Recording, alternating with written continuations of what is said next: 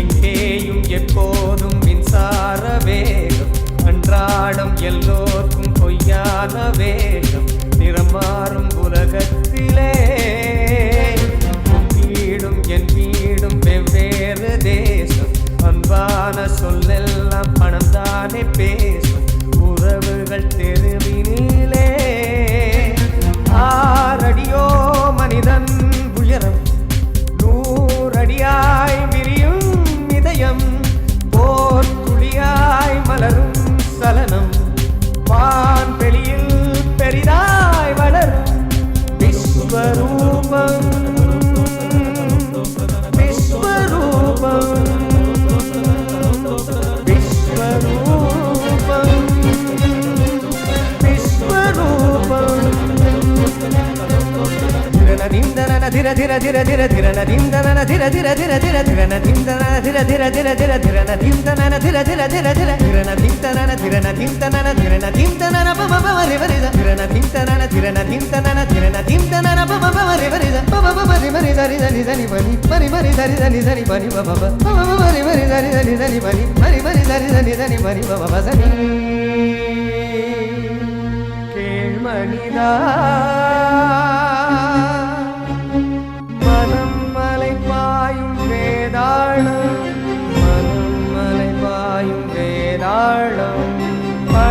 காய்க்கின்ற மரமேறும், பணம் காய்க்கின்ற மரமேறும், மனிதனை பகடை காயாக்கும், மனிதனை பகடை காயாக்கும், வந்த பாசத்தை பந்தாடும், வந்த பாசத்தை பந்தாடும், மனம் வெல்வாயோ மானிடா, மரபு மீறாது வாழடா, மண்ணின் சொர்க்கமே காணடா, விஸ்வரூபம்,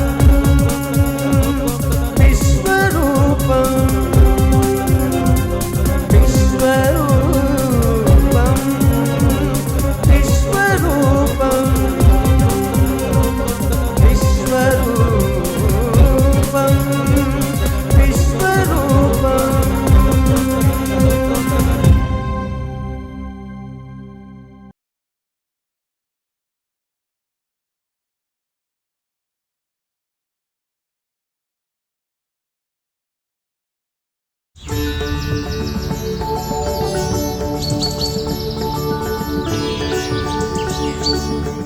எதையும் எனக்கு மனசுல பூட்டி வச்சுக்க தெரியாது.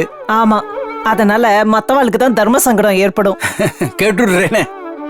கௌரி, எப்ப பாரு எதுக்கு அவர் அடைக்கின்றே இருக்க? சேச்சே, நான் அவரை எதுவும் குத்தம் சொல்லல. சில பேரோட சுபாவத்தை பத்தி சொன்னேன், அவ்வளவுதான். விஸ்வநாதா, நீ கேட்க வந்தது கேளு. நீங்க இவரோட சித்தின்னு சொல்றேன், ஆனா பாக்குறதுக்கு சின்ன மகளா. புரியறது.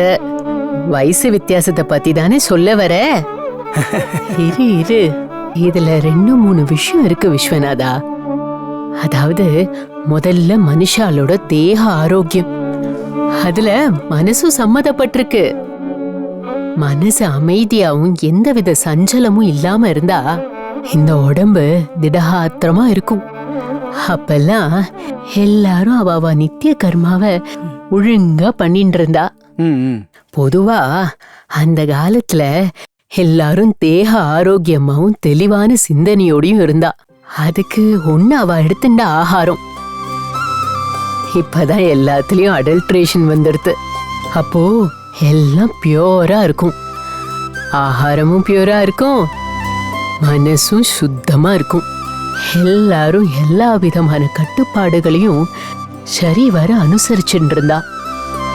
அதனால வயசானது முகத்துல தெரியாது.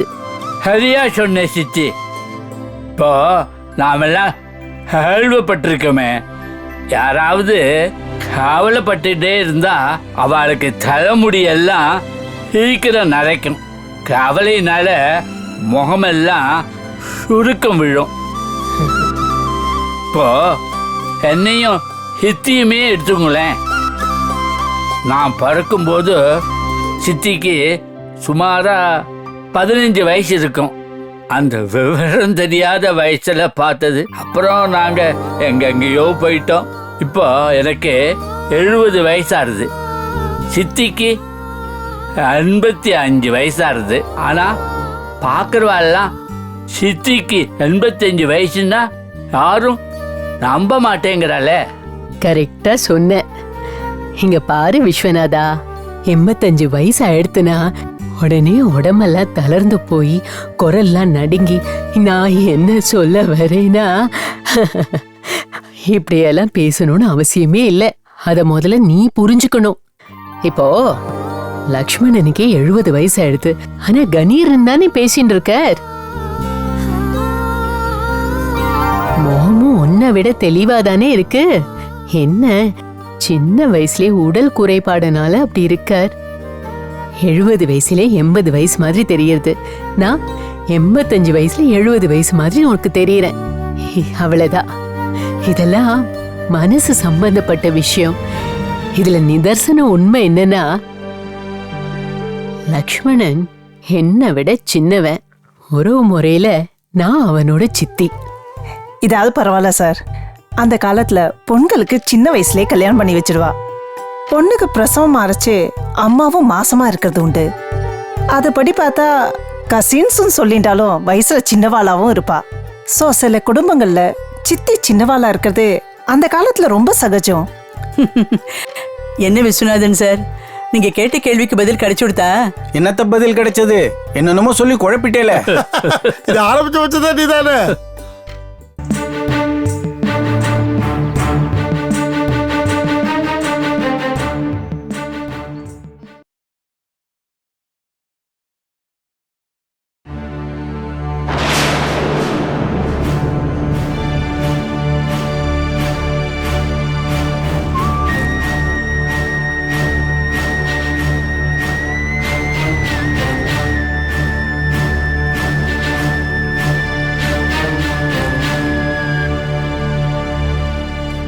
సంతాన్ రామా,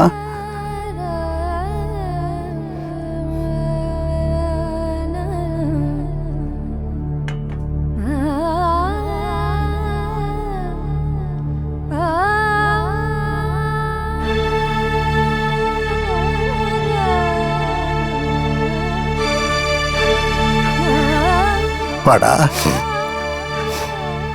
எப்போ வந்த?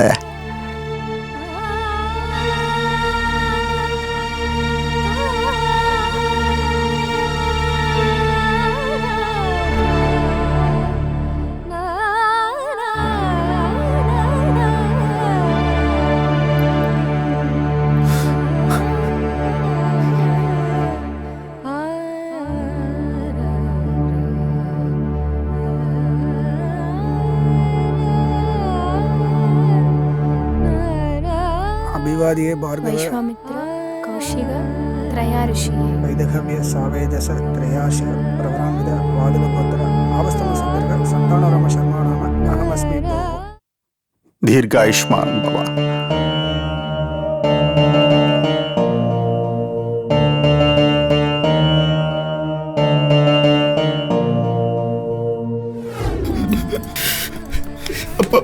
मैंने मणिचिरुंगप्पा आसने आसने मणिचिरुंगप्पा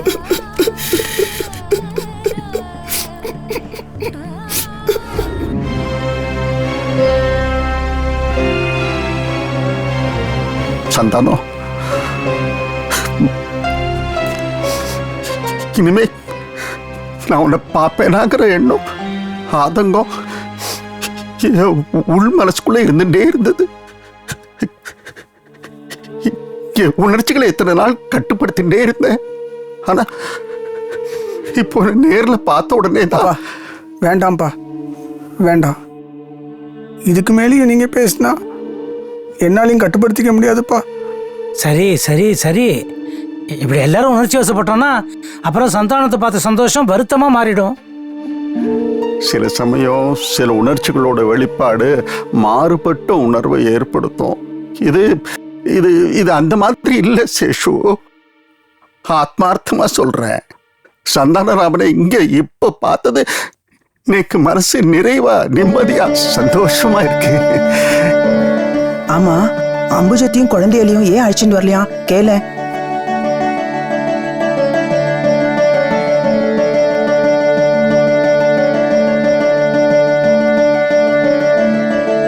சந்தானராமன்ட்டு கடுதாசி வந்து சிவராமன் படிச்சப்பவே சொன்னேன், இவன் பட்டணத்துல சந்தோஷமா இல்லை அப்படின்னு. அப்படி ஏதாவது பிரச்சனை இருந்தா இவனா விருப்பப்பட்டு சொன்னா சொல்லட்டும். இவனை கட்டாயப்படுத்தி கேட்டு ஒரு தர்ம சங்கடம் வேண்டாமே.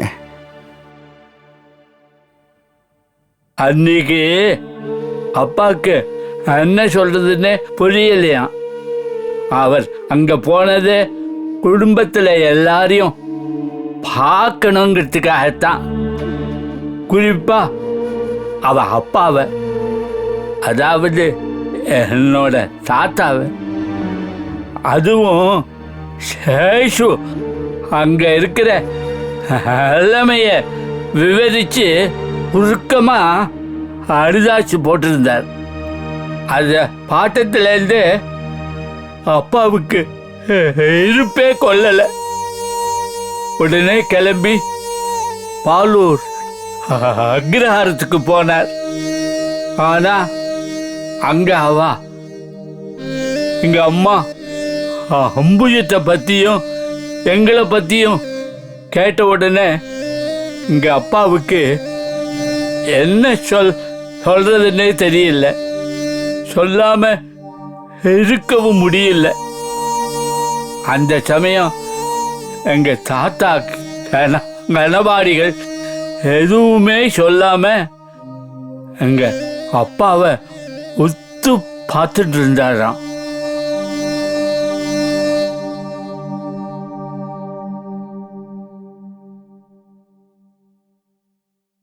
அத்திம்பேர், நானா சுயமா சிந்திக்காம அவசரப்பட்டு எடுத்த முடிவுனால இப்போ அவஸ்தைப்பட்டு இருக்கேன்.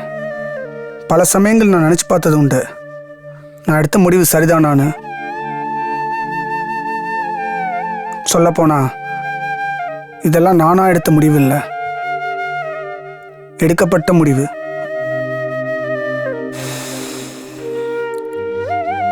சிவராமா, என்னப்பா இது? சந்தானம் எப்படி மாறிட்டான்? சிவராமா, மாறிட்டான்னு சொல்றதுக்கு பதிலா மாற்றப்பட்டுட்டான்னு சொல்றது தான் பொருத்தமா இருக்கும். இது எனக்கு ஆச்சரியமாவோ அதிர்ச்சியாவோ இல்லை. அம்மாவை பத்தி நான் அப்பா சொல்லல. இருந்தாலும் என்ன நடந்ததுன்னு எல்லாருக்கும் தெரிவிக்கணும் இல்லையா?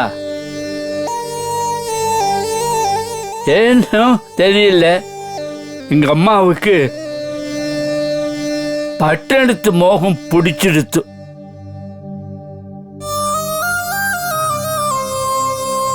அதனாலேயே எங்க அப்பாவுக்கும் எங்க அம்மாவுக்கும் பொழுது விடிஞ்சு பொழுது சாஞ்சா மனஸ்தாபங்கள், வாக்குவாதங்கள், இதான் அவளுக்கு வாழ்க்கைன்னு ஆயிடுத்து. ஒரு சந்தர்ப்பத்தில் வார்த்தைகள் தடிச்சு. என்னடா ஏதேதோ சொல்ற? இல்லைண்ணா, நான் என்னத்தன்னு சொல்றது? பேசாம நான் பட்டணத்துக்கு போகாம இங்கேயே இருந்திருக்கலாம்.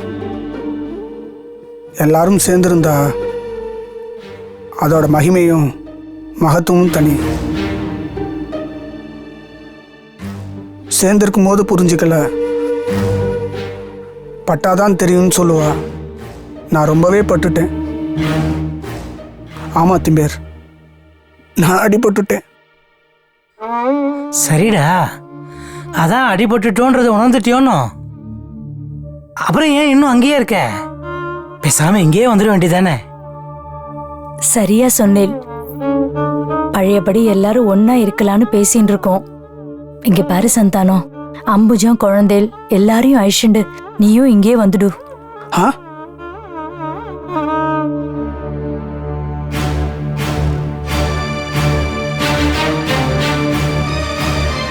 அது சாத்தியம்னு தோணல.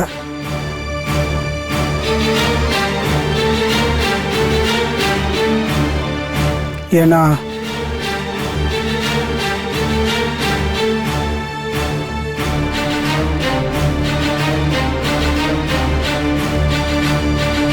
ஏன்னா அங்க நிலவரம் ஒரு கட்டத்துல அதாவது 1940 எங்க அம்மாவோட சேர்ந்து வாழ முடியாதுங்கிற அவநம்பிக்கை எங்க அப்பாவுக்கு வந்துடுத்தான். என்னடா அது அச்சான்யமா பேசிண்டு? நீ ஒன்று பண்ணு,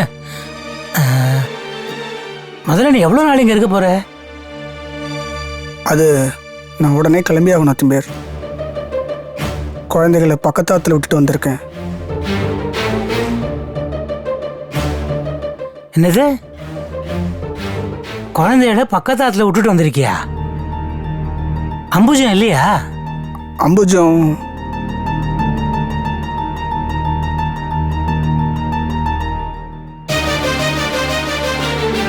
இப்ப அவன் என் கூடயே இல்லை.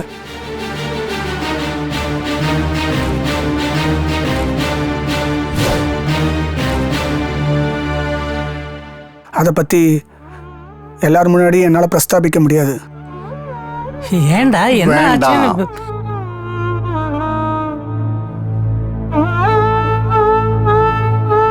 அவன் எதுவும் சொல்ல வேண்டாம்.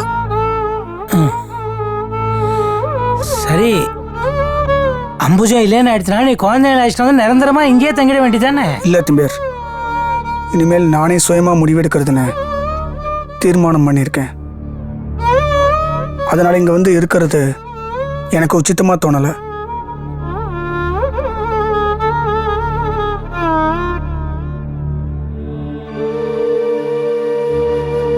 அதுக்கு பல காரணங்கள் இருக்கு.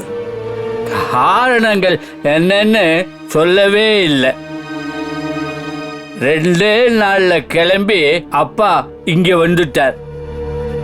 அப்பாவுக்கு பட்டணத்துல வசிக்கிறது பிடிக்கவே இல்லை. இருந்தாலும் உடனே பட்டணத்தை விட்டு கிளம்ப முடியாத சூழ்நிலை. கொஞ்ச நாள் பல்ல கடிச்சுட்டு இருந்தார். அப்புறம் இங்கே இருக்க வேண்டான்னு தீர்மானம் பண்ணி வேற ஊருக்கு கிளம்பினோம். அது ஒரு தனி கதை. சார், அன்னைக்கு இதே மாதிரி தான் ஒரு தனி கதைன்னு சொல்ல, அதை இன்னைக்காவது சொல்லுங்களேன். விஸ்வநாதா, விடே, சொல்லணும்னு நினைச்சா அவளே சொல்லுவா. எப்போ சொல்லலையோ அவளை வற்புறுத்தி தெரிஞ்சுக்க கூடாது. கௌரி சொன்ன மாதிரி தான், அதெல்லாம் நடந்து முடிஞ்ச கதை. இப்போ நாம எல்லாரும் ஒன்னா இருக்கோம் இல்லையா, அந்த சந்தோஷம் தான் நம்மளுக்கு முக்கியம். அப்புறம் நாங்கெல்லாம் இப்போ கணபதி அக்ரஹாரத்துல தான் இருக்கோம்.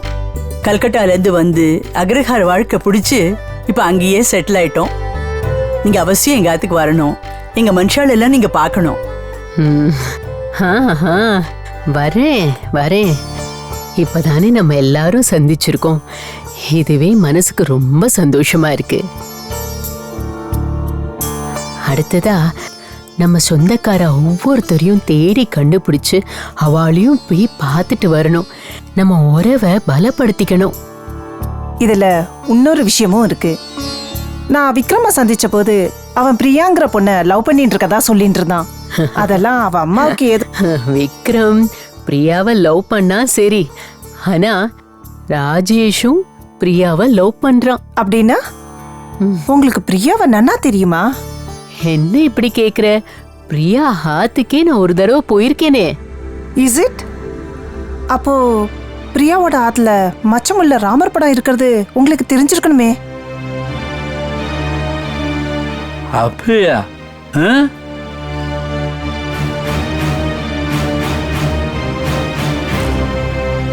அது தெரியாதே. தட் மீன்ஸ் எஸ், அந்த பிரியா ஃபேமிலியும் நமக்கு சொந்தக்காரால தான் இருக்கணும். ஸோ அடுத்தது நான் பிரியாவை தான் மீட் பண்ண போறேன்.